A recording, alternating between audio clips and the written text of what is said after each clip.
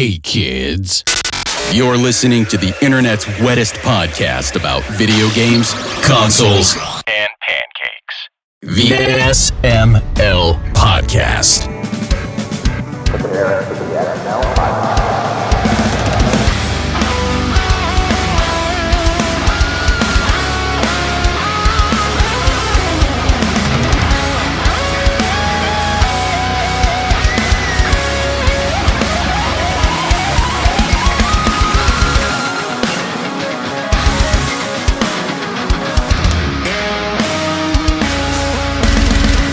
What's up, everybody? This is the SML Podcast. I'm your host, Joe. Chris, Pernell, Aki are here. How are you three doing? Not bad. Inadequate. I'd be better Sleepy. if my AC worked while my internet worked. Sleep. Why are you sleepy, Chris? Because I didn't sleep enough. That's a good answer. Mm-hmm. Yeah. I kind of half blame. Ding, number one answer. No. Yeah. I partially blame myself, but I mostly blame the cats. Always blaming the cats. What do they ever do to you? Well, you know, a Cats. sleeping human is like furniture, basically. So Oh, that's a good reason to blame the They cats. don't And always- something to swat at. yeah, just any old thing. The cats don't really care for people sleeping. No. And yet, when the cat's sleeping, you know, and you wake them up, then they don't like it. Like, oh, I thought that's what we were doing. Oh, kittens. Kitty. Mm-hmm. I don't own one, but I like when other people have them. That's fine by me. That's okay. I got enough for both of us. Out of I have curiosity, so what enough do you for all do when you four go of on us. your trips? Like when you on that trip, you and Catherine both went. What do you do with your cats? Well, we have some neighbors that we cat sit for them. They cat sit for us, and they're around so often that, like, not neighbors really, but like former coworkers of hers. And but yeah, they've come around like every week, like just to hang out. So like the cats know them, and That's awesome. and that's how it goes. You know, when you got a cat sitter person, it's like it's kind of a mutual. You know, if you know they're doing something, they can call us up. If we're doing something, we can call them up, and you go over and hang out at the other person's house without them in it, and hang out with the cats, take pictures of them, and send them to the person. That's very important. It's very important if you're cat sitting to take pictures of the cat being like happy and around, and send it to the person that you're cat sitting for. That way you don't have to feel worried about it. Are my cats adjusting well to us not being home? Yeah, you know, it's what would you say? It's a relief to see a cat like enjoying your absence. I know when I'm at As long as they're MagFest, I like when Ashley sends me pictures of Coltrane and Simon, and Yeah, like your babies are okay, but they miss you. yeah. I mean, you know, you can say they miss you. I mean, it is probably true. Aki, what are you doing over there? Nothing. Apparently, it doesn't involve What are you cats. watching over there? A video game I was playing. I forgot you that don't wanna know. I wasn't muted. Proud of you. Yeah. So, yeah. Later on in the show, we should have our friend Dave K joining us, and we're going to have our usual batch of reviews. But in the past week, Chris, Pernell, did either of you guys luck out getting a Switch pre-order? Kind of. I didn't realize until I read news articles that it was apparently hard to get one, because it was probably the easiest pre-order I've had in a long time. But yeah, I went to Target.com, Target Circle app, logged in at midnight, went to the thing, put it in my cart. I mean, I think I had to do like reload like maybe 2 times for the checkout to clear, but other than that, I didn't have any issues. So Yeah, I had some issues. Basically trying to check out, and it'd be sold out when by the time I would get my stuff entered. Did you have to go to more than one store before you got something, or was it the same store? And then, I went to Best Buy and, waited in line and stuff. And when my turn came up, it's like then I put in my pre-order, and then they immediately sent me an email saying that the pre-order is canceled. Yeah. So what happened is that, Catherine successfully got a pre-order, and then she just decided, well, you should have the pre-order. And so... so were you both trying to get it initially for your own personal systems, but she gave you hers? Yeah. I mean, and we don't both have to have one like day one or anything like that. In fact, I was kind of like, I don't even know if I need to get one right away. But yeah, she decided that I should get the successful pre-order. I had that sort of feeling too, but I always tell myself it's better just to have the thing on pre-order if you can get it, and then just dump it later if it comes out and you've changed your mind at release day or whatever. Because I don't think can't really do it the other way around. Yeah, I don't think I've ever sold one like a flip like that. I've just returned it for MSRP. Yeah, I don't flip stuff. So yeah, I was just like, and there's no, saying I don't want the next Nintendo system. It's like, that's ridiculous. Who wants fun and enjoyment? It's like the one thing I keep up with, so it's like it's easy enough to just be like, yeah, next Nintendo. That's what I'm doing. Games? Huh? You mean you keep up with games in general, or just Nintendo? No, just Nintendo. I haven't had an Xbox. I haven't owned an Xbox since the original one. So. Oh wow! You didn't have the 360? No, we have a 360, but that I use, but it's not mine per se. I mean, it was given to us for free, so it's kind of like it's but it's not like I went out and bought one, Oh, I see what you're saying. You had it, but you didn't seek it. Yeah, and it's not hooked up in my office either, so like that's But yeah, the only Nintendo I personally skipped was the Wii U, but even then, I have, again, there's one here in the house. I did indeed buy it, but it was a gift for Catherine, but so we both have it. Mm-hmm.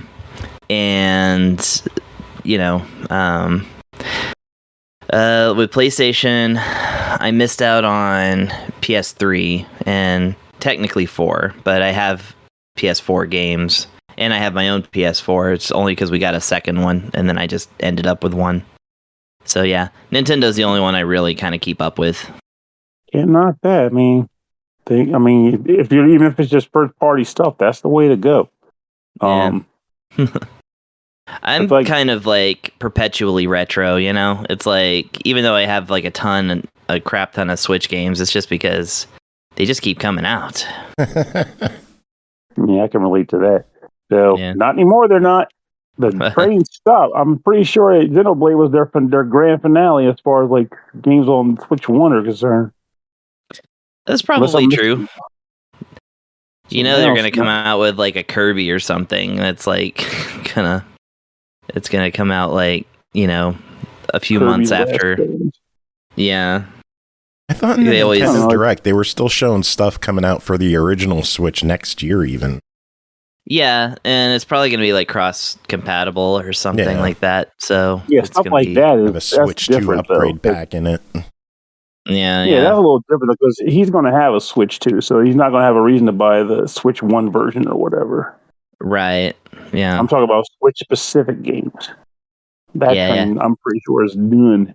It would be funny if, for old time's sake, though, that they just threw out one more Kirby game. Call it like Kirby Your Enthusiasm or something.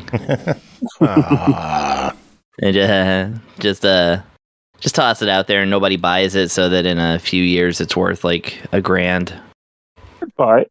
Who am I kidding? I wouldn't buy it. I mean, because again, it wouldn't be just for the Switch, but if it were, I probably would because Kirby's where it's at. How many people still remember?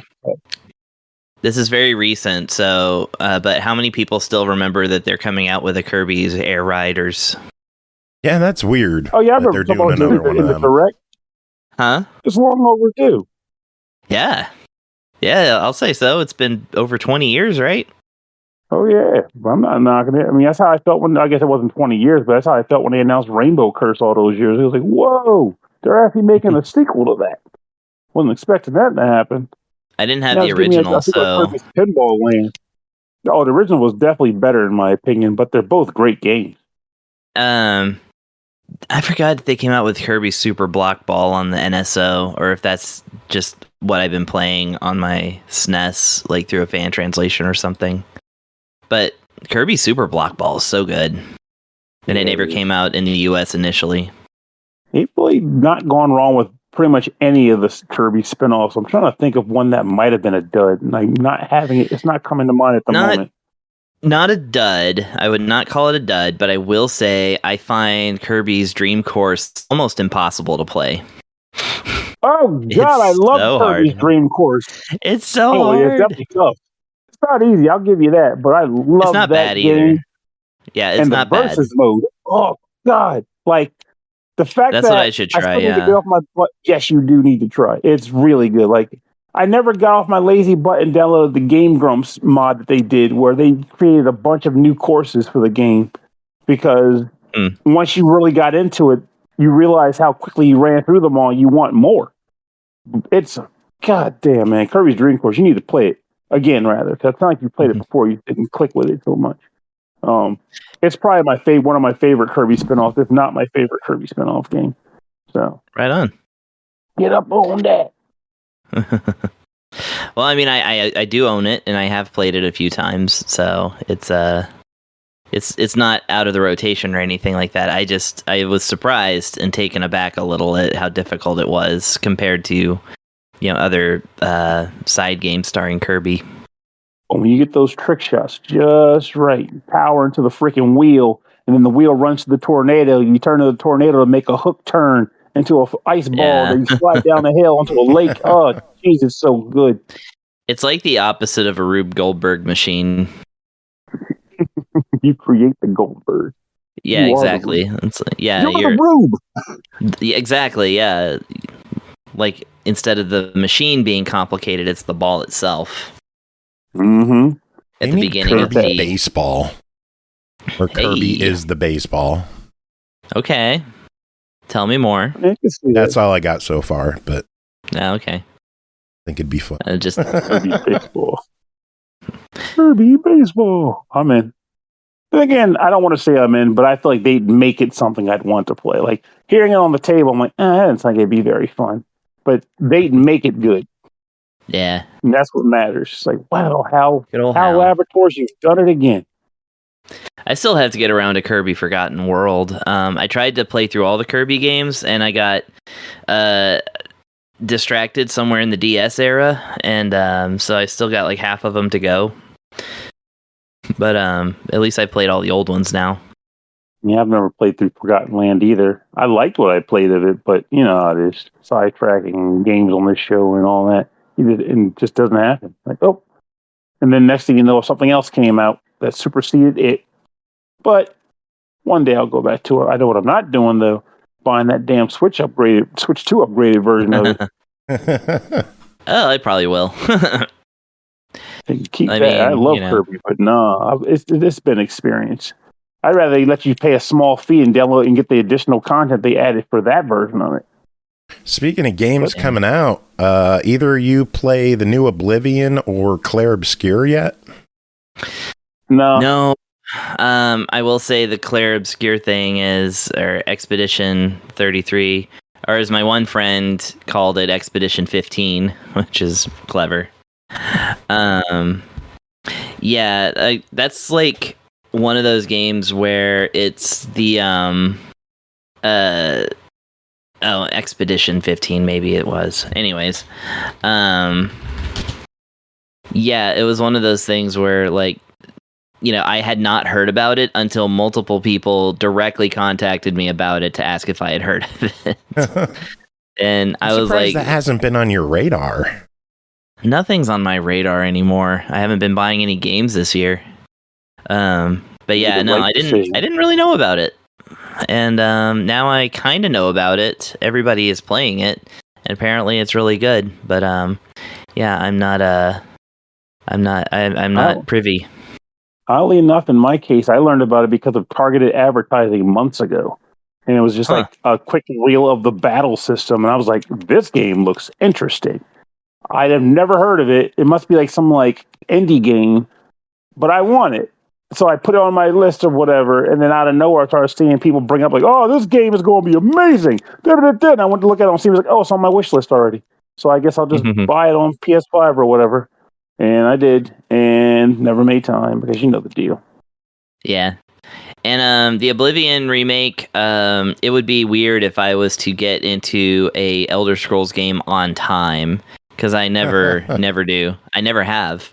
I was 2 years late to Daggerfall. I didn't hit up Morrowind, even though I was well aware of it until it was on Xbox, and then I bought an Xbox just to play Morrowind, and that's why I own an Xbox to this day. And Oblivion, I skipped entirely. Skyrim, I was at the E3 where they showed Skyrim. I was at the 2011 E3 in person.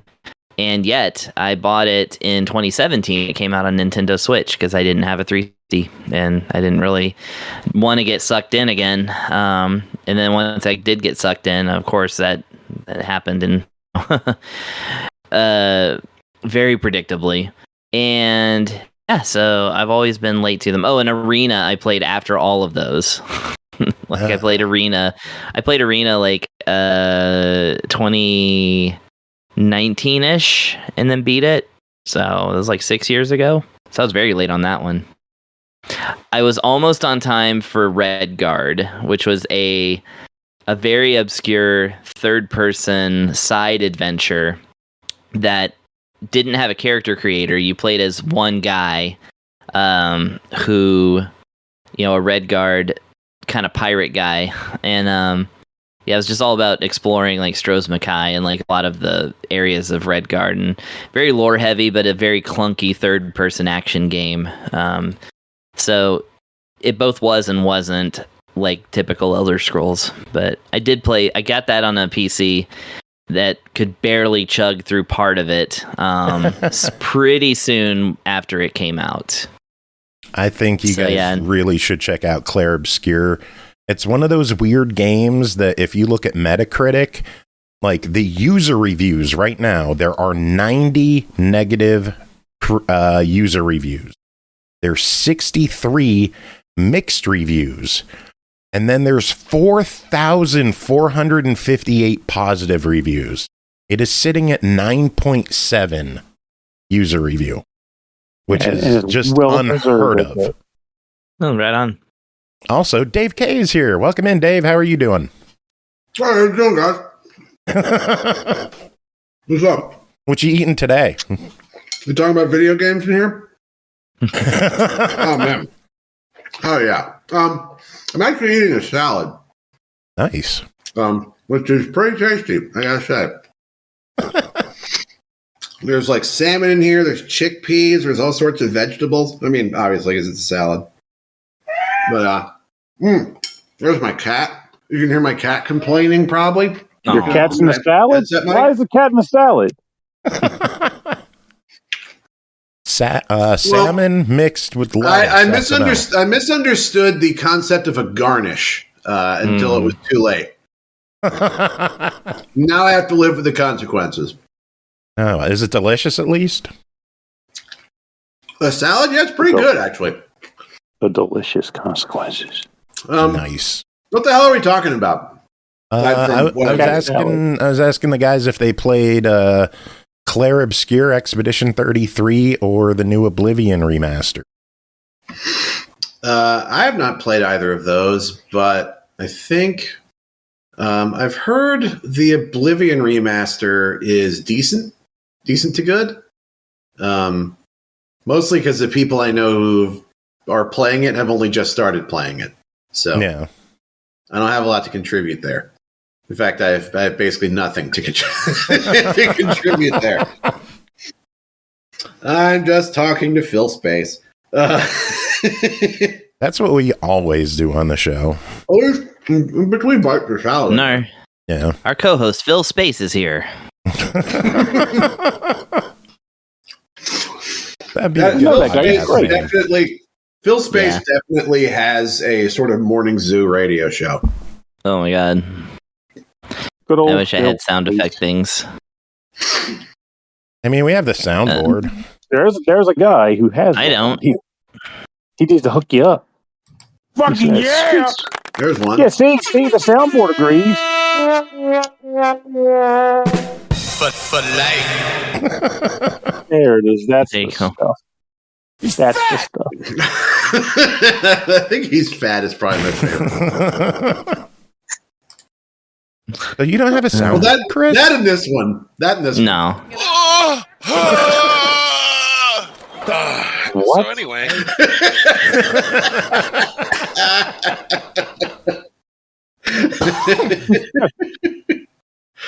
Oh, man. Yeah, that is a good one. What you just heard, in case anyone is wondering what that was, is the sound of a man in his 40s stretching. Working That on is the that's how we all sound. Grrr. It is embarrassing. Is it? Damn right it is. And But it feels then we good could to have stretch. Big Adam doing a war cry. I forgot about that. Yeah. That's I a love pretty our good one. soundboard. And if Franklin Delano Roosevelt was a professional wrestler, his music would sound something like.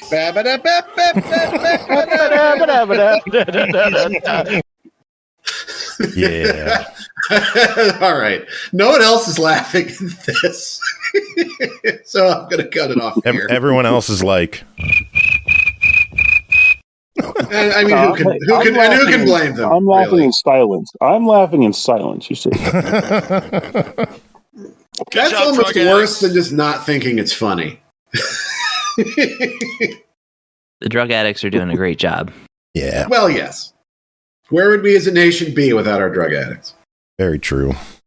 We'd have no music, art, or cinema. I can tell you that much. Mm. Yeah, Probably wouldn't have Chris, any video game. Probably wouldn't have a lot of video games either. true. Yeah, that's your homework for the week. Check out Claire Obscure. Look up on it. Oh, I thought you meant do drugs and Yeah, that too. get addicted to them Yeah. specifically. Your homework is to get addicted to drugs. Yeah, if I only abuse the drugs without developing a crippling chemical addiction, it's only partial credit. Speaking of drugs, did you guys see that news story where an elderly woman only had like a few hours to live, and her husband took her home? They did meth, and they fucked while listening to Slayer. Yeah, I heard about that. What are you talking about? I did not. That's hilarious. I mean, Who is fucking this? big respect on that. Yeah, Who is that? just some old couple. Just some random old couple you just came across in the wild. Well, no, I I saw it on think Reddit. they Well-known story. came across Oh, each no, other, I think, is the implication of that story.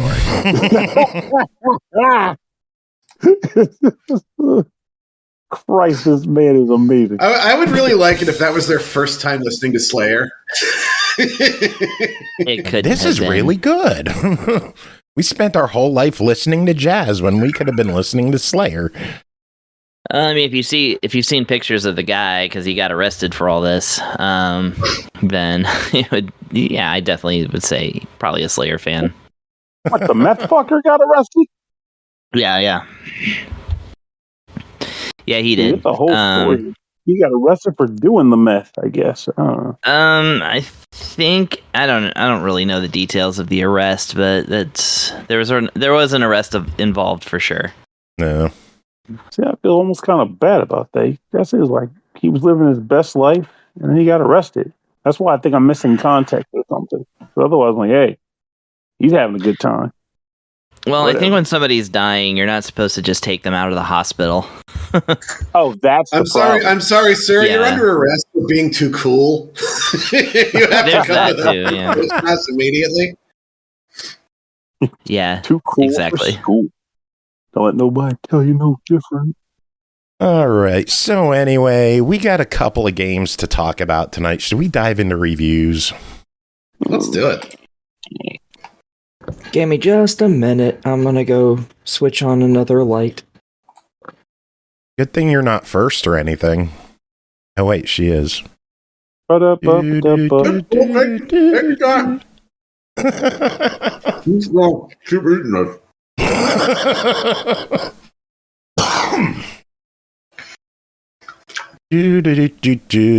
Aki going to do stuff.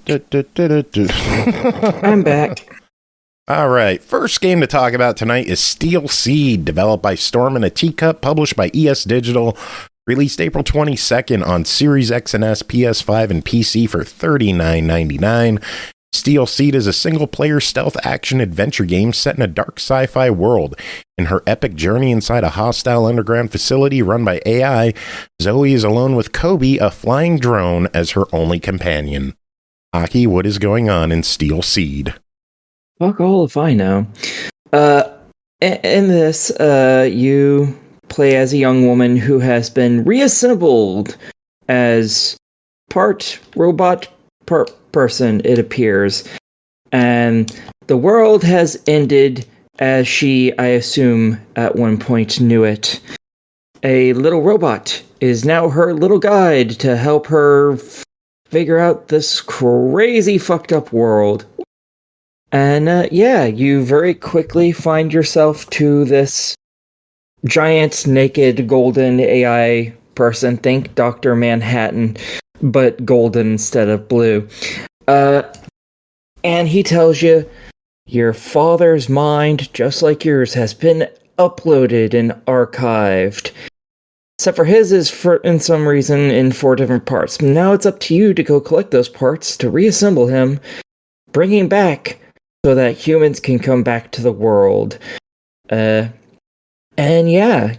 end up doing a whole bunch of platforming, and also fighting some little robots that don't like you being there. There's 6 different types of robots that you end up fighting, and I know that because later on, to gain a skill, you have to hack into every last one of them, and there's only 6. So, yay! Yay. Throughout the entire area, you can either choose to get, up close and personal and just decide, hey, let's go loud and proud and run up to enemies and just batter them senseless. Or you can do what the game clearly wants you to do, and you can stealth your way through it. When you're stealthing, enemies don't see you as easily, though at a certain distance they see you no matter what. There are little glitchy areas that you can hide in. They are always on the ground, and you can see it's kind of like a blue mist coming off of them. And when you crouch in it, anything that's crouched in there or laying down in the instance of an enemy you've killed turns invisible. It's fantastic. Other than that, you're walking up behind them and stealth killing them, or you're getting into a fight with them. Your little robot can shoot things, its gun isn't particularly powerful, and you can stab a motherfucker, which is great. The enemies you end up fighting are all controlled by this bad guy named Hugo. He's another robot, and he apparently wants to destroy the humans. And since you're trying to bring them back, you're enemy number 1. And there's 4 different sections, five different sections technically, in this game, each with a whole bunch of checkpoints in it that are all fast travel points. There's 4 of them because there's 4 pieces of your father's data that you have to find, and then the 5th one is the little hub area where you bring those parts to. Each area is pretty long. There are collectibles in each area, and thankfully, each checkpoint is listed with how many collectibles are in it and what kind they are, though they're just pictures, so Yay! Have fun figuring out what any of those pictures are, because I haven't. And most of the achievements for this are stuff like collect everything. That's like half the achievements right there. Out of the 42 of them, You know who just earned an achievement? Not me. Jordan did, for subbing for the 16th month. Thank you, Jordan. Always appreciate having you here. Appreciate your support. Enjoy all the kitty cat emotes. Yeah, nice. Talking about kitties, you unlock outfits for yourself and for QB, which is your little robot companion. You have to buy them with the same upgrade points that you buy your upgrades with. And one of those is a purple cat outfit for your character. So, we now know what my character's been wearing since the moment that was unlocked. And the way to unlock that is you have to break 100 boxes. So that was funny. Your character has 3 upgrade trees, and killing enemies gives you points that you can use to upgrade them. Thankfully, it's not like, your first upgrade is like 10 and the next one's 50, like in most Souls-style games, because this does pull a little from Souls-style games, not very much, thankfully. Instead, they all have a listed cost, and that's what their cost is forever. You only get a handful of points for killing enemies. You can also break a handful of boxes open. They'll give you a small amount of points. Most of your points are obtained by getting some of the collectibles. Once you're out of those, then it's an arduous fucking just grind. So have fun with that when you get to that point. And yeah, all of your upgrades are things like, you do more damage, or here's a new tool for your arsenal, like... you can have QB shoot out this little bullet that creates a glitch zone that you can hide in, or they can shoot something that causes a sound to attract enemies, or hear something that a mine to blow them to hell, which is even better. And stuff like that. But in order to use those points to upgrade them, you actually have to unlock the ability to buy them. So this one might be, hack an enemy, hack one of every type of enemy, get 5 kills in 6 seconds, things like that. Hack her face. If you wish. And yeah, so there's 3 different trees. There's ones for combat, one for stealth, and one for your utility, which is your tools. And yeah, that's most of all there is to talk about. There is voice acting in this. It's so-so. It exists. It's very indie styled. And that's about all I have to say about it.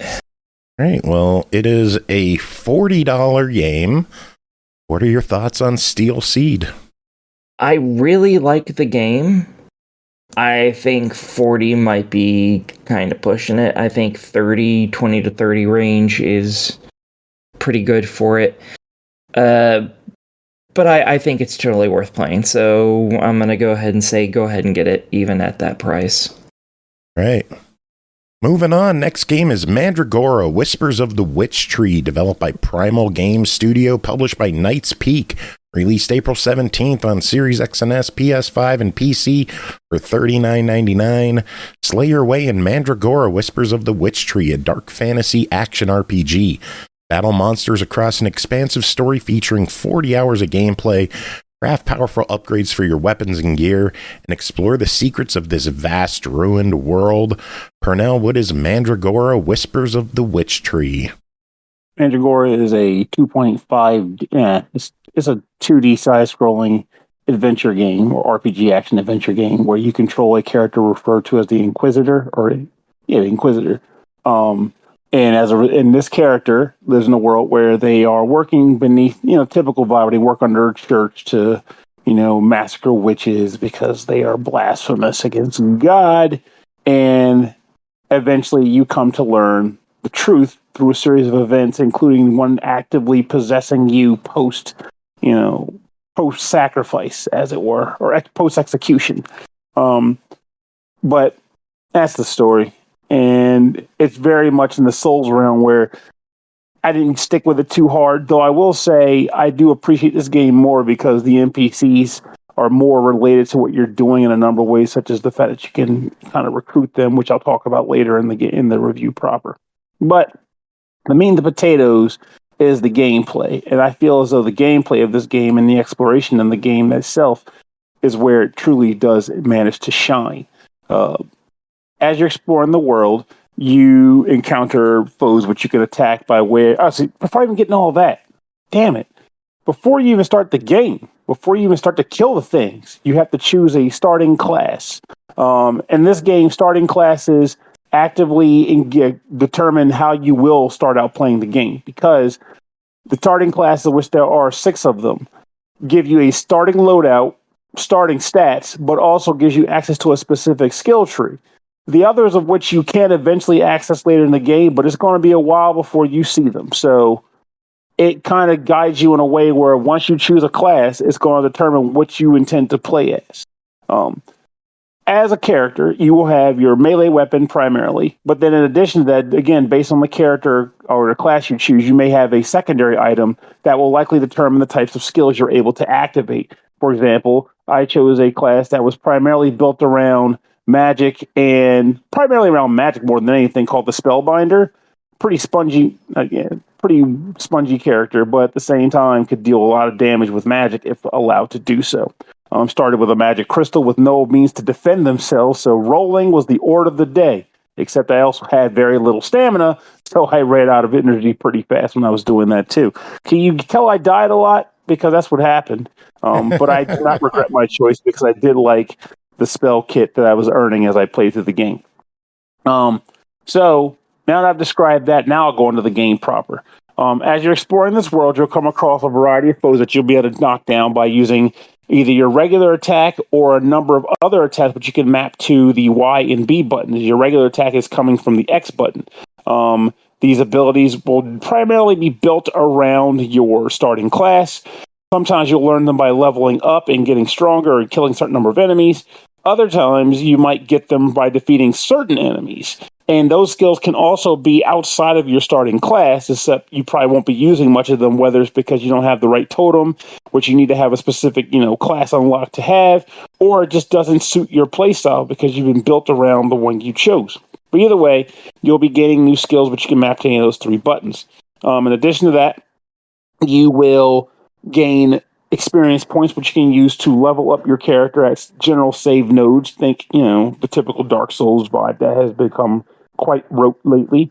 And you gain money also, which you can use to purchase things. Interestingly enough, in this game, money, and it's funny how, in a sense, money and gold are sort of interchangeable, but they're also not. Like, you level up by defeating enemies, but at the same time, your gold is actually, no, I'll tell you about it though. Your gold is separate from your experience points, but it threw me off for a while because I'm so used to playing Dark Souls games where they are the same resource, but in this game they are different. You can use your experience points / essence to do other things throughout the game, but primarily money will be used for shopping, essence will be used for upgrading your character, and maybe certain other purchases or acquisitions. As you level up at the save points, you will be able to use talent points, which can be used on your skill tree to unlock a variety of different, stat buffs, which can be applied towards your character in the form of, their attributes, but they'll eventually buff up your defense or offense, or if you have weapons or items that scale to your attributes, you'll get buffs based off of that. So, unfortunately, I am the worst at this game, because whereas in Dark Souls, I was a lot better at being like, okay, well, I want to go and click this button, which will let me see what this attribute generally scales towards. In this game, you don't get so much of that. There's no button that outright explains what the attributes ties to. So you're kind of reliant on using the equipment and just looking for the symbols for the attribute and hoping that's basically how the scaling is going to work. But aside from that, you're going to be doing a little bit of trial and error to figure out what works with what. But nothing that's going to outright make the game impossible. In fact, it didn't slow me down. Instead, what it ended up doing was my usual rote thing where I just hoard all my talent points because I'm afraid to waste them on anything. And I don't use them until I feel particularly comfortable with seeing a certain thing that says, oh, this builds off of that. Just dump it all into that stat and call it a day. But yeah, that's most normal people don't do that. So don't take my word for it on how to spend your skill points. Just know they're there. You can use them to upgrade your attributes and eventually gain other abilities within the skill tree. Just don't do what I do, because that's terrible. as you run around the map and eventually fight enemies and defeat other characters and then progress the narrative, you'll also come across NPCs that you can befriend who will then travel to your main hub to support you in your adventure. Their support works around the lines of being vendors that will sell you items or weapons or runes, or they will provide you with various services such as crafting or enchanting your equipment using said runes. Or you can also spend resources that you can find in the wild in addition to just using their services to level them up and increase the abilities they can provide to you. It's worth it to you to actually engage with these NPCs and help them out whenever you can, but for the most part, just spend your goods there, use their services, and jack them up so you can use better, upgraded versions of those services. I was going to eventually say at one point that one thing I liked about this game is that in addition to regular bosses that you'll fight throughout the game, there's also mini bosses you'll fight that can be tucked away in various areas, blocking off, cool items and treasure chests or alternate pathways. In other words, they're bosses that you don't necessarily even have to fight half the time, but they're there if you come across them, and they are an added bit of challenge. I appreciate that. So I was going to use that as a differentiation for why I like this over something like a Souls game, but now remember, Souls games have little mini bosses before the big wigs too sometimes. Either way, you're going to get your ass beat regardless. So mini boss, regular enemies, prepare for a beatdown. But just like the normal structure of these games, when you get killed, you will spawn back at your last save point that you touched. Your essence will be left on the ground to be collected if you can get back to it and claim your corpse before the enemies kill you again. You know the deal. Wash, rinse, repeat. I will say, though, that this game did grab me in a way that I didn't expect it to, because I did come at it thinking about it just being like, oh, another one of these kinds of games. But instead, I got what feels like a pretty well-crafted world. Even if the narrative was kind of rote, I did feel as though the environments I was exploring were very beautiful, engaging to look at. The music was pretty typical, but it was also music that I did not want to turn down. I did turn the TV up for it, so it does do more than just give you a bunch of ahs and oohs that I generally hate when games do that. It actually has decent background music for your exploration and adventures. Character growth is pretty nice. I also like the fact that if you're not the type to be particularly good at knowing what weapons are better than what, it does a good job of showing you on your actual skills in the corner. It shows you how much damage the attack actually does. So remember how earlier I mentioned how items and weapons can scale to various stats and the like? Well, if you're not sure about what particular scaling does best for you, rather than have to even break your neck to read the entirety of your stat sheet on the right-hand side, you can just select the weapon, go back to the main screen, and boom, you'll see how much damage the attack actually does. So then you can just base on things like how fast does the weapon swing, because then you're getting your damage per second based on just seeing how fast you can swing your weapon and how much stamina it takes for you to swing that weapon. Health potions and the like, similar to Dark Souls. You have your flask, which is recharged at stations, but you can also get regular healing items, and you can also get recipes cooked for you once you find the access to chefs and recipes you can buy at the stores in the game to give to said chef to give you more recipes to cook.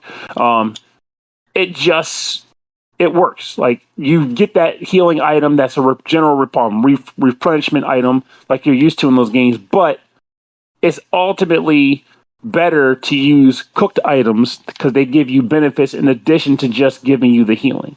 So you're not going to just necessarily just rely on your reusable flasks or whatnot, which I appreciate too. They do want to use other items and ways to play the game. I don't know what else I really want to say about this game aside from the fact that I did enjoy it. It works better than I would have given it credit for off the bat. And I could see this being a game that I end up playing through in its entirety before the year's out, which, if you know me well enough, you know that is a rarity for me. I'll play a game as much as I can until I get sidetracked. But then there's other games where I'll just kind of beat my head into the wall until it's done. This is going to be one of those games, and I do recommend it. Very nice. It is a $40 game. What is your official verdict? I think it's verdict. I think it's verdict. I think my verdict for this game is an easy and very well deserved to buy it. Sounds good. This one is on my wish list. I need to play it. Looks really good. I added it to my wish list too. What was that, Pernell? I was like, but not before you finish Claire Obscure. Very true. I've only put like an hour into that game because my arm hurts to play game. That sucks. It sucks. Is it feeling any better at all yet? A little better, but it still hurts a lot. God damn. Like, do you do the whole rice thing? Maybe that helps a little. Yeah, it's like when you like ice it and warm it up. I can't remember. I thought you said rice. I'm like, what the? No. I did. No. I did say rice. It's an acronym that means something that I don't like breaking down, but it's essentially like cooling a muscle, warming a muscle, massaging a muscle. Essentially, just kind of helping your muscle to mend instead of just letting it sit and do whatever drugs make it do. Yeah, I can confirm. I've heard RICE as an acronym before, but I don't remember exactly what it stands for. But it's something they say in like workout circles. Yep, exactly that. And I suck at remembering the actual meaning of it by breakdown. I just know that's what it refers to as a course of action. So something to consider. But mind you, get like a heating pad, slap it on there. Kind of let. I got it. Rest, ice, compression, elevation. There we go. Nice. There we go. Yeah, I've been putting a cool, like, I don't want to say an ice pack because we keep it in the fridge instead of the freezer, but basically like a gel cool pack. Yeah. Yeah, I keep mine in the freezer, but I think it does the same job as long as it's cold. Yeah. The gel helps it stay cold longer. Anyway. Next game to talk about is Detective Dotson, developed and published by Masala Games Private Limited. Released April 24th on PC for $14.99, coming soon to console. A cozy mystery game about a detective with Bollywood dreams. It's the first adventure game set in the colorful streets of India. Engage with adorable 2D creatures living in a 3D world. Find clues and solve the evidence board. With each case, a larger mystery unfolds. Dave, tell us about your time with Detective Dotson. I will. I'm also looking at Claire Obscure Expedition 33 as assigned, and I will say this looks like a wonderful game that my ancient laptop will not run. So I'm sure it's great, but this laptop it's papyrus. Like that's it's literally just a bunch of stone tablets that I have to pedal to generate electricity. So that's sort of where I am in terms of my gaming rig these days. But anyway, never mind all that. Hello, everyone. It is nice to be back with another game review on SML, the Save Madagascar's Lemurs podcast. They are a flagship species, In any case, I'm here to talk about Detective Dotson, a charming little side-scroller in which you play Detective Dotson, a police officer who secretly wants to be a Bollywood star. And I mean, who doesn't? Whom amongst us? As previously stated, the game is set in India, and you, as Detective Dotson, solve a series of cases by collecting clues and assembling them into a narrative that reveals who committed the offense. The cases are, generally speaking, on the level of who painted the neighbor's dog pink and whose secret admirer threatened to jump down the well. Those are two legitimate cases you have to solve. But they all feed into the game's central mystery of who killed Detective Dotson's father, which is a bit of a tonal shift. There is a mix of silly and serious here that the game it doesn't seem fully intentional. I don't necessarily think the game realizes what it's doing in some respects. The controls are the standard keyboard mouse configuration. Kind of nothing out of the ordinary there. The gameplay itself is fine. You get clues by talking to people or bribing them or eavesdropping on them.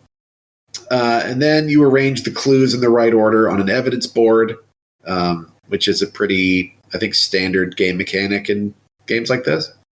The evidence board part is kind of annoying because it's not always clear whether or not you have enough clues to solve the case.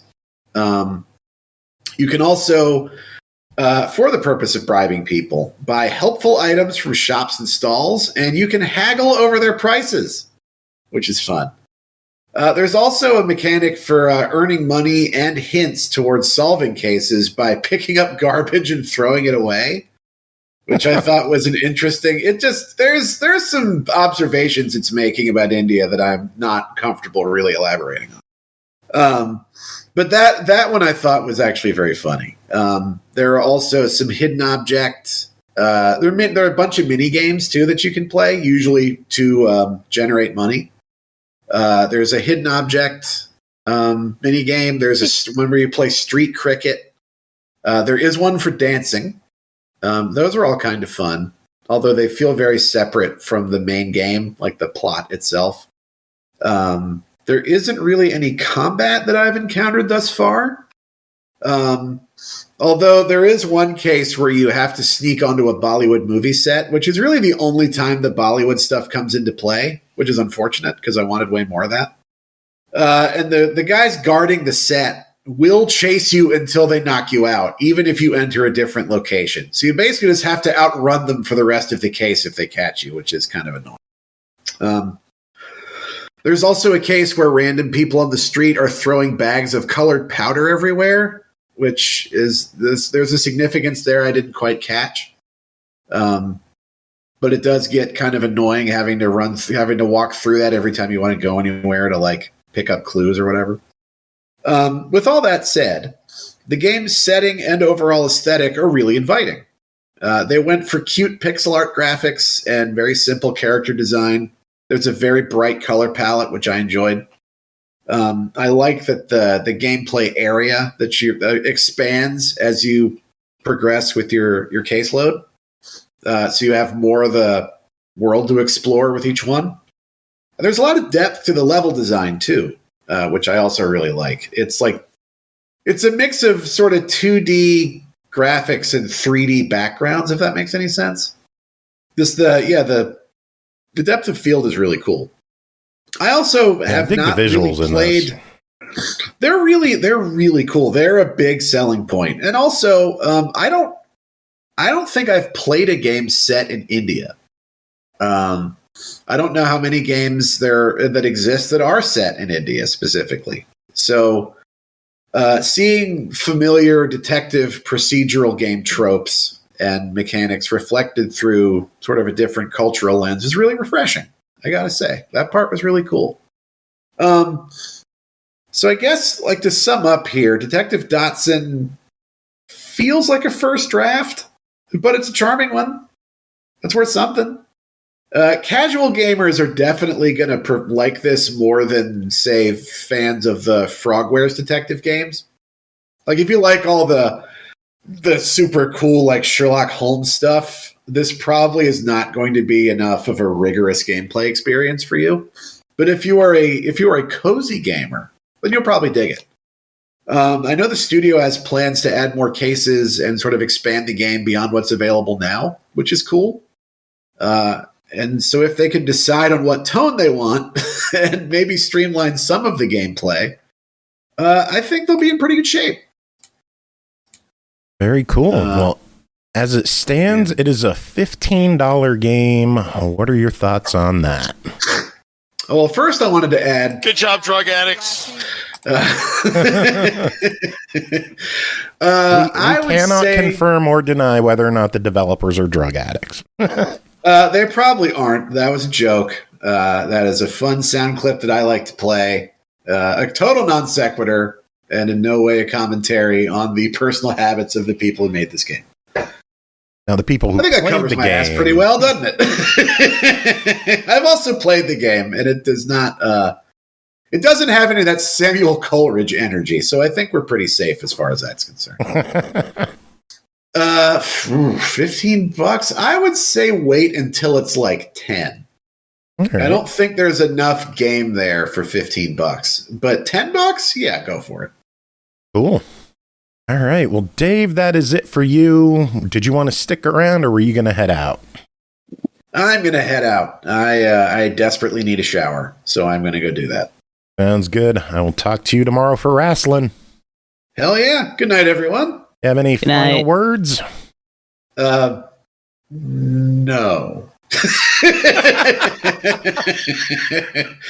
I'll just At least he thought about it. I'm glad he did. He gave me time to come and say have a good night.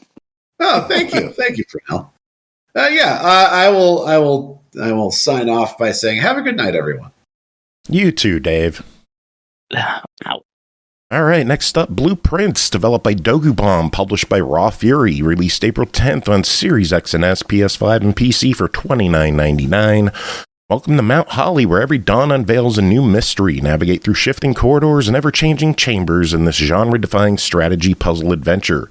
But will your unpredictable path lead you to the rumored Room 46? Our friend Andy Sperry covered this one, sent over a recording of his review. So Andy, take it away. You wake up to the news of your late great-uncle's passing, along with the information that the newly appointed heir to the Mount Holly Manor is none other than yourself. In the final days leading up to his death, Herbert Sinclair has named you the new owner. That is, if you can navigate the shifting rooms, changing hallways, and uncover the whispered 46th room of his mansion. That's just a piece of the story and setup for Blueprints, a newly released explorative puzzle software by Dogubomb, published by Raw Fury. In Blueprints, you'll take the role of Simon, the nephew of Mount Holly's famous puzzle creative, and heir to what may be the last puzzle set forth to be solved in order to gain full ownership of his mansion. This is no ordinary mansion, though, as every door leads to a new room, and at the start of each day, things will start anew, erasing the progress you've made so far aside from any permanent progressive upgrades. At least you still have the piles of notes you've made over what may or may not be relative to anything at all. At every doorway, starting with the main entrance hall, you'll get to pick from one of 3 rooms. Depending on your location or distance into the manor, which is set up like a 5x9 grid, some room options may change. More on that later. This is called drafting a room, and you'll be doing a lot of it in Blueprints. Rooms come in a few main styles, but are not limited to bedrooms, hallways, green rooms, shops, and red rooms. Each room has a color code in order to quickly identify its type and bonus, which can also vary even within its own room type. For example, bedrooms give more steps to the step counter, which is basically a tracker for the distance you've gone on this run.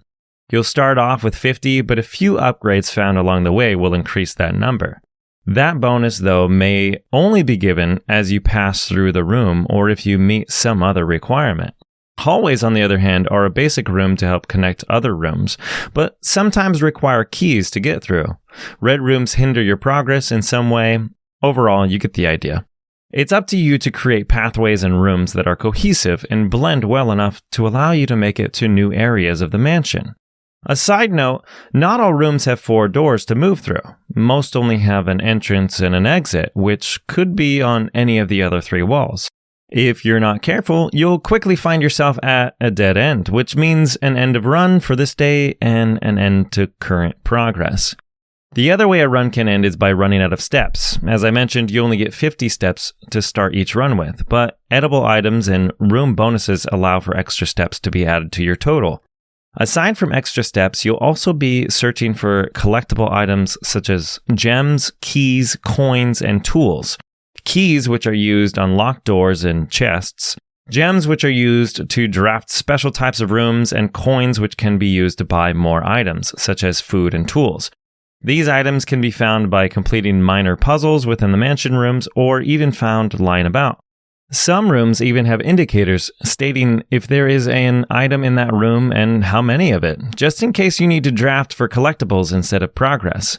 Tools come in all shapes and sizes, from sledgehammers to shovels used to dig around for treasure or smash boxes, to shoes that allow for additional steps.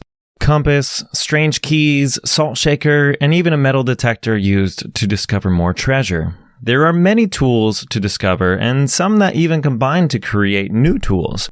They're all extremely useful for progression and can be found or even purchased from a shop room. There are also outer rooms, branching out beyond the mansion itself. I believe there's somewhere close to 90 plus rooms to choose from, but obviously they won't all fit in the mansion. And interestingly enough, they may not appear 2 days in a row while drafting. Something you should remember on the next day. Each room sets a tone that may or may not require a second look. A family portrait set aside, or decor with repeating patterns. Some rooms present math equations or riddles, color combinations, and input sequences that may require a lucky draw. Or in my case, 10 plus trips through the mansion to discover a note scribbled sitting in the trash.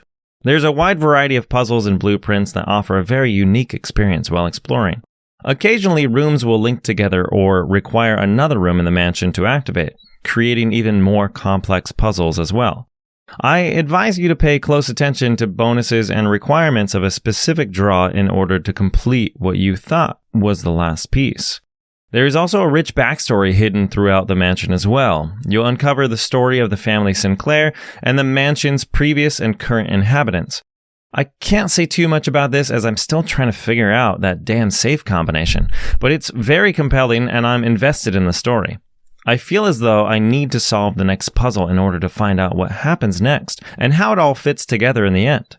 This is a well-crafted adventure, and I will say an almost perfect experience if it weren't for a few random progression designs that hinder progress in what I believe is a somewhat frustrating way. Often I would find myself doing really well, crushing puzzles and rooms, only to get to a point where I pick nothing but dead ends and rooms that didn't connect well. Even more so coming off a really good run to find a dead end 5 room deep and nothing to show for it.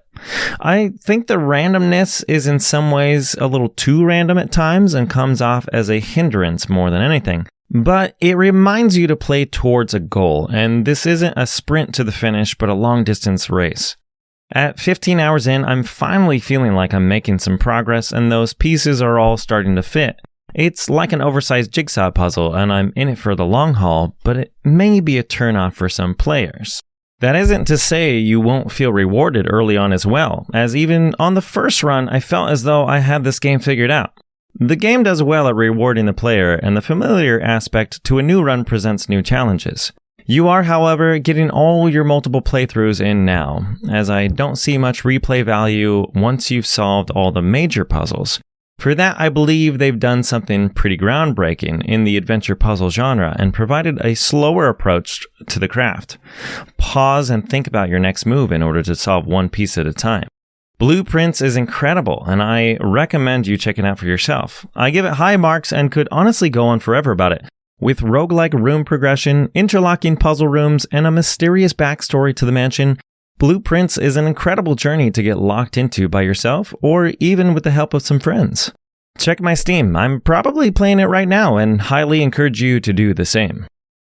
Love you, SML. Hope you guys are all kicking butt, and I'll see you on the next one. Peace. Next up, Maliki, Poison of the Past, developed by Blue Banshee, published by Ankama Games, released April 22nd on Switch and PC for $29.99. Join Maliki and her wacky family in their epic battle against Poison, a fearsome plant creature that has colonized space-time. Go along on a fantastic odyssey through the ages that provides a unique mix of exploration, temporal riddles, and turn-based fights full of surprises. Chris, what is Maliki, Poison of the Past? Hang on a second. My cat Cricket is exploring my desk, and she might mute my mic. So I'm waiting for her to kind of hop along. There you go, Cricket. Thank you. Okay, so she left a message as well walking across my keyboard. I just put it in the schedule planning Discord because that's where I was. Very good. At the time of typing. I will share it in chat for everyone. I was going to say, yeah, for those out there in podcast land, the message is CFV DD DD DD DD DD DD DD DD. Thank you, Cricket. Thank you, Cricket.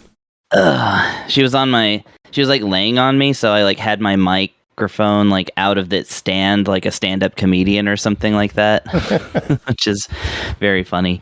And I haven't put it back yet.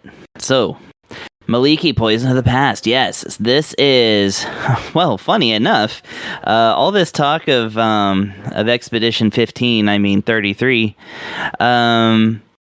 this is an RPG that comes from France and is kind of more or less set in France. So, and this is also, I think, the second or third game in a row that I've reviewed that takes place in France. So, yeah, we're in our France era, that's for sure. Maybe we're, Oui, maybe, baguette. I was gonna say, "Viva la Revolution." That would be a nice to see. Anyways, so wait, was that even French? That I don't even think that's French. Anyways, whatever. So Maliki, this is an interesting take on a JRPG. It is actually story-wise and settings and everything based on a webcomic that's been going on for, I don't know, like 20 years, it seems. Wow. Yeah, so if you look up Maliki, you can find a website. I didn't get much information on it because the website is in French, even though a lot of the comics are in English. The FAQ is in French, and I didn't feel like translating it. So,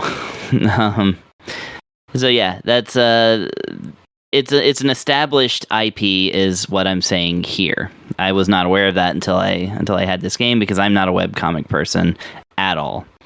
In fact, I hurt the VG Cat person's feelings on Blue Sky recently, which is a whole other story. No follow-up questions.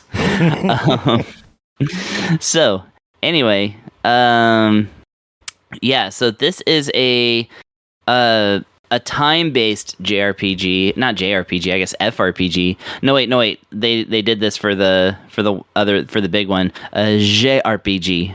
J with a apostrophe RPG. Anyways,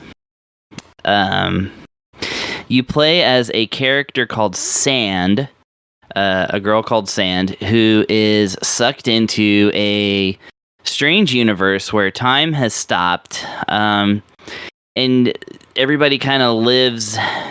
They're kind of a resistance group that call themselves a family and live within this kind of bubble that is maintained by a tree, and the bubble kind of keeps out the forces of the antagonist, which is called Poison. It's not established early in the game whether Poison is a person, an entity, or just some other kind of metaphysical thing. I'll let folks who actually play the game figure that out. In fact, a lot of things in this game is something that folks who play the game have to figure out, because the game has a lot of systems and they kind of spend most of the time explaining the wrong ones. So it's kind of funny in that sense. So the main gameplay loop is essentially exploring new areas that are unlocked by empowering the tree to expand its kind of literal circle of influence. Fighting enemies in various locations and times and such, and also doing some light gardening, where you grow plants and you harvest them and you can cook them in your home, in your base, I guess you could say. But if they're going with the family metaphor, it would be your home. And then that gives you like your items in the game. Although the items are a little different than like your usual like potions and medicinal herbs or whatever. They're like kind of time-based effects. And anyway, let's not get buried in the weeds here. It's going to be very hard to not do that. So yeah, you have some light gardening, and there's also some light Zelda style action puzzle solving. That is to say, pushing around blocks to climb over them, using the different characters, different powers that involve moving things, stopping things, starting things. Sand can control time. She can make things freeze or like go back in time slightly or forward in time slightly. And of course that factors into the puzzle solving. One girl can zap solid objects with her laser and move them around. So, different there's different things like that when it comes to like getting to the new areas and stuff like that. And you're more or less kind of left to your own devices to figure out how to do these things, which is fine. You know, they made a whole ass Zelda game out of that, and it was it did really well. So and then there's the combat, which is turn-based. And funny enough, this game actually has a lore-based explanation for why battles are turn-based. It's because the enemies and yourself being kind of stuck in time, there's an element of like, oh, the enemy can sometimes move and you can sometimes move, but you can't move at the same time unless you're in temporally the same location. It does complicated Back to the Future style explanations like that all throughout the game, so just get used to that. But I mean, it's cool. It's well written. It's just, like I said, it's dense. So, and you know, a lot of it's like, just don't think about it too hard, as far as that goes. And yeah, in the battles, there's a turn order, but the turn order can be manipulated because your main character can change time a little bit. And so like going backwards in time has one effect, going forward in time has another effect. You can line up your characters to be able to do a combo attack of some kind. Like I said, there's lots of different things like that, which I said they kind of explain, and then they just kind of leave you to it. And there's also like a cool thing where like you can kind of move the time to be at the same time as the enemy while they're trying to attack you, and then you can kind of attack them at the same time, and then it reduces the damage and also throws them off, which is kind of cool. So yeah, there's a lot of little systems in the battles to keep it from being just I attack you, you attack me back kind of system. So that's kind of cool. Like I said, the main thing is like the story. It's very mysterious. It's definitely a story that will not reveal itself in the early hours. But like as I understand, you get to know things pretty well by the end of it. But I did not get to the end of it, full disclosure. I usually don't when it's a big RPG like this. The only real things I can actually one more thing that I like. So the backgrounds and characters and such, they're kind of done in a 3D chibi style. A little bit isometric, but yeah, everything's like kind of animated. Everything's like constantly moving and stuff, which is pretty cool. It's a nice looking game as far as that goes. And when you're exploring kind of outside of the time spheres, like, or time trees, whatever sphere of influence, I don't remember what it's officially called. It's the Tree of 1,000 Roots. I know that's it, but again, I don't know exactly what that means. Except there is 1,000 roots to the tree, apparently. When you're outside of it walking around, like there's a little bit of a glitch effect in some of the backgrounds and stuff, like everything's a simulation that's starting to break down. It's a pretty cool effect, and I appreciate that. Having said all of that stuff, does bear down on the Twitch, on the Twitch.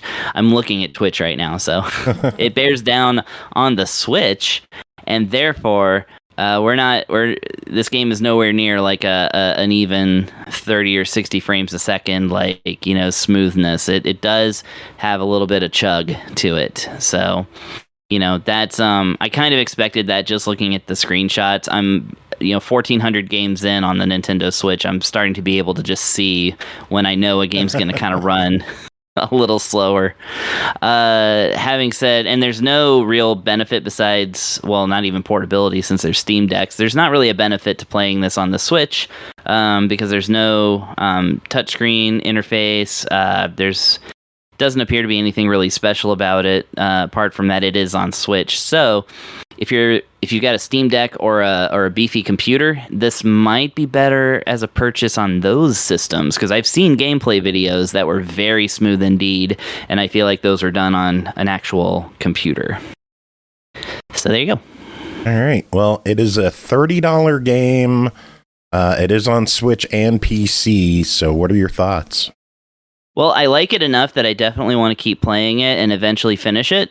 So that's already a buy it for me. I just want to reiterate the caveat that if performance is a issue for you, which it's not going to affect the gameplay at all, because the gameplay is turn-based and or, there's a little bit of clunkiness to the gardening. It's very oversimplified, but that's kind of the nature of the game, so it's not really going to... Nothing about the smoothness of the game's frame rate is going to actually affect the gameplay. So, but just be warned that this, if you got a Steam Deck or a nice modern computer that's not a daguerreotype like what Dave K was talking about earlier or whatever, yeah, then you might try it or check out the demo or something like that, kind of see what might work better for you. But just because at this price point, it's that's kind of where you start to expect a little bit more performance, a little bit more of a je ne sais quoi. All right, so there you go. All right, moving on. Next game is Annie, Last Hope, developed by Qooland Games, published by NiuGamer, released April 24th, Xbox One, Series X and S, Windows Store, PS4, and PS5 for $24.99. Annie, Last Hope is an HD voxel top-down shooting game set in the 90s. After a sudden invasion of unknown creatures, Annie is separated from her fiancé and embarks on a perilous journey to find him. However, what seems like a simple search soon unravels into a web of conspiracies, revealing the dark secrets hidden beneath the end of the world. Aki, what is Annie, Last Hope? Okay. In this, you play as the titular Annie, eventually. You start off playing as a man. He and his fiancée, Annie, have been just enjoying the day. He's about to go off to work at the police department while she does whatever the hell she does in her free time. And then everything changes. A whole bunch of people suddenly have become zombie-like creatures and chasing everyone else. And it very quickly turns out that it's a bunch of crabs jumping on people's faces and then inserting themselves into their bodies and taking them over. It is up to the boyfriend to see Annie to safety with his infinite ammo pistol, which is fantastic. And you start shooting the shit out of them, and they come in droves, and you just have to kite around them. You eventually get access to better guns and grenades, which are amazing. And you start coming across other monstrosities. These things don't only take over people, it appears. They also take over things like wooden planks that make up boxes of food. What? Entire monster... Yeah. Weird shit is weird. They take over monster trucks that they use to now try and run you over as a boss fight. There is even one that apparently took over just a giant fuck-off sized tire. I don't know. But they decided to do it for reasons.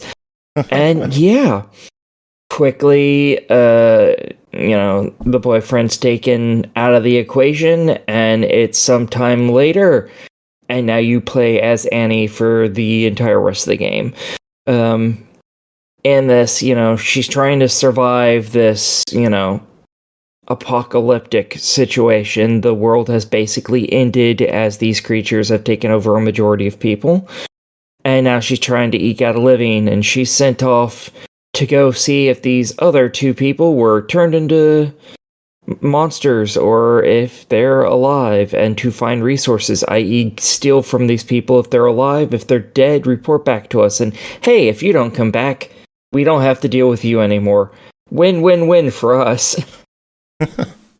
And you start off with an infinite bow and arrow, and you slowly gather new weapons as you start to unravel what's happened to not just these people, but you also find that maybe your fiance is still alive, and you're off to go find him because you haven't seen him since, the two, you and his partner escaped with your lives from a market that he brought you to, and you haven't been able to see him since. So now you're off to go find him and save him because he protected you that day. Now it's your job to protect him, with your extreme knowledge of nothing.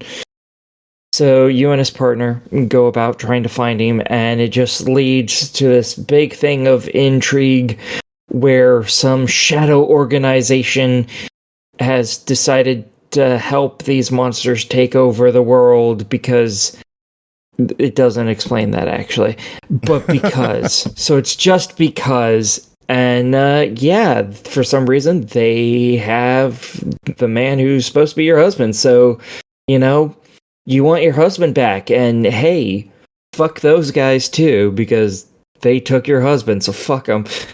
And that's the story, folks.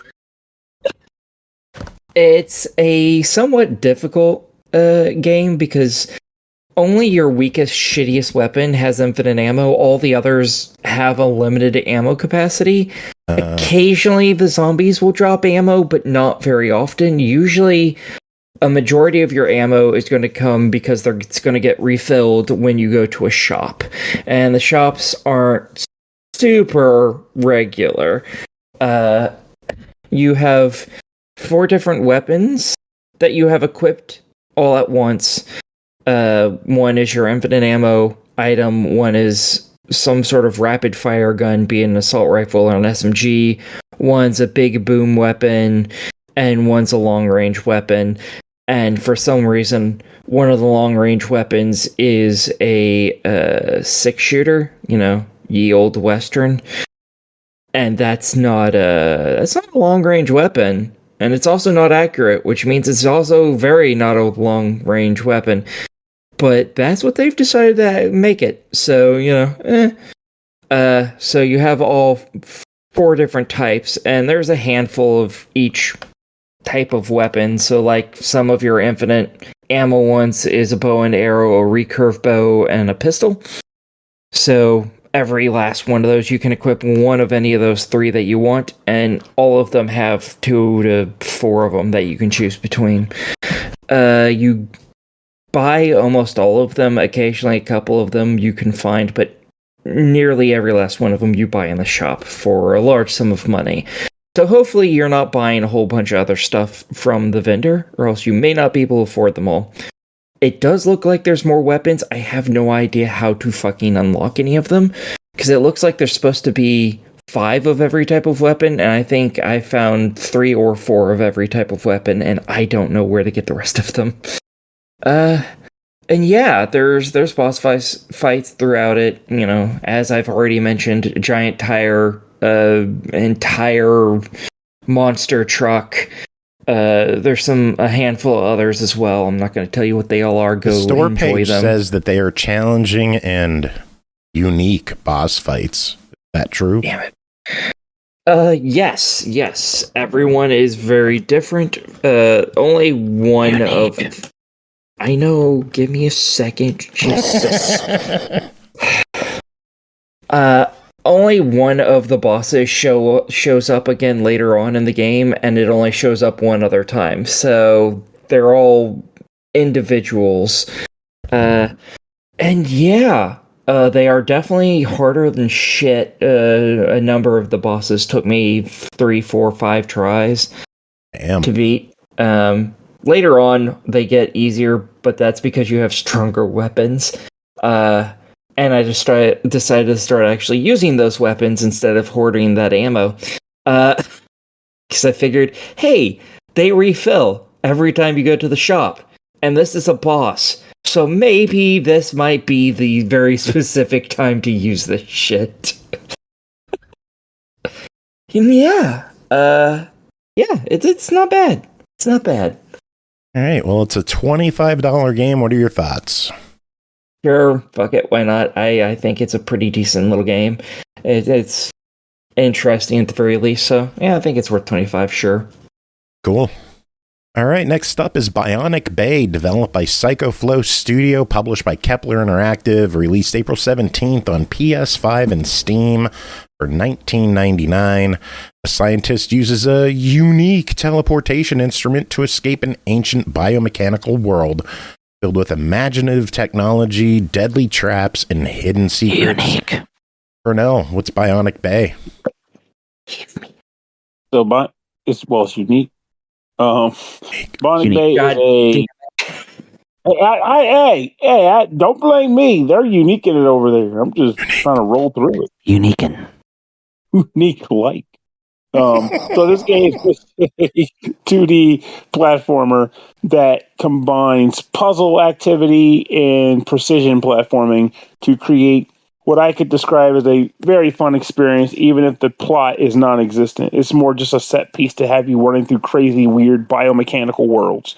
Your main character is the scientist, the aforementioned scientist, who at the very beginning of the game, hell, I think it's pretty much the title screen, they just show a sequence where, you're in a lab, crap goes wrong, and you end up in the Bionic Bay. I guess that's what they call it. And you're trying to figure out how to get out. And this is done over a series of stages, as in literal levels, because they have individual names and you go from level to level. You start out with a basic, actually you start out with nothing. You're basically able to limp and hobble and leap a little bit, like barely off the ground. White men can't jump. Yeah, that would be the epitome right here. But that changes very quickly when he walks into a bean that gives him some cool Michael Jordan sneakers. And by that, I mean he doesn't get Michael Jordan sneakers. He gets elasticity ability. So he becomes Monkey D. Luffy, but not really. It allows him to pretty much jump higher and gives him bits of ragdoll physics, which means that he's able to sustain large falls and, generally just bounce off of surfaces, which he will clearly need to do. This then also imbues him with his first ability, which I will say, because it's not much of a sport, since it's literally the first thing you get. It allows you to do a sort of roll and dash. So the roll is the dash, but then you jump and then you can dash again in midair to kind of do like a angled air dash. You'll be using that quite frequently throughout this game to explore and complete these levels. You'll come across a series of traps and cool mechanisms that you need to evade or avoid or do a number of things to engage and get away from. And you will do that with ease. And as you progress through the levels individually, you'll come across additional abilities, which will allow you to do even more things with the levels to, pretty much explore them and tackle the various puzzles and challenges. It feels weird to say, do I want to spoil what any of them are? But I don't know. I'll say one more, I guess, because you also get it pretty early, but it's, to me, is when the game really opened up a lot. You get the ability to swap positions with objects that are on the map. Basically, you can press a button to punch an object, and you can do this with almost any object in the game that you come across, big or small, and you do swap with some pretty large objects. You can do this to allow yourself to swap places with an object, and you'll be doing this for quite a few different reasons as the puzzle dictates. And honestly, it's a mechanic that never really gets boring, despite the fact that you do open up a few other things in addition to that by the end of the game. The swap mechanic, I'm always a fan of using that kind of thing in the game, and they do it to great effect in this title as well. Even though there's no clock on display in their main game, the game is clearly built with speedrunners in mind, because there is also a Bionic Bay online option that you can select. And on there is a sort of like a speedrunning section, or not section, but it's pretty much the entire thing, where they'll show the name of a level, and they'll show like the top times for that level, and you are welcome to challenge that level as well to see if you can beat those times. So I can see a lot of people coming at this thing to see who can beat the top dog on a speed listing. I don't know if it does it by friend, because I'm pretty sure I'm the only one in my friends list that owns this game, which is fine by me because I'm enjoying it. But with that said, I do feel as though a lot of people could stand to get a lot of benefit from playing this game. I also need to mention the fact that this is one of those games where you will die a lot, Maybe not as much as, say, Super Meat Boy, but you will die a lot as you try to figure out certain areas of the game. Where are you allowed to fall at? Where are you not allowed to fall? Oh, this object explodes. I had no idea it did that. Crap. Oh, crap, there's a laser that just mysteriously falls and I run under it. No one told me that was going to happen. Death. That's going to happen a lot. But it does that thing where they respawn you pretty quickly. The checkpoints are really far away from where you died at. So it's pretty much right back into the action. So if anything, I feel like the game by design is meant to be, experience it for what it is. You'll get stuck a few times, but never for very long, and nothing that's going to keep you, landlocked on the area. But experience the game in its entirety, but then come back for that speed running if that's your cup of tea. If it's not your cup of tea, though, I do believe just experiencing the game in its initial run is also worth its weight in gold, because sometimes you just want a tight, fun platforming experience, even if you're not like going to replay it multiple times over. And I think this game is worth that one-time experience at the minimum. Cool. Sounds good. It's a $20 game. Your official verdict on Bionic Bay. I think it's kind of nice. I had 2 games tonight, and they're both buys. But yes, Bionic Bay is also a buy it. Check it out like a book. Very good.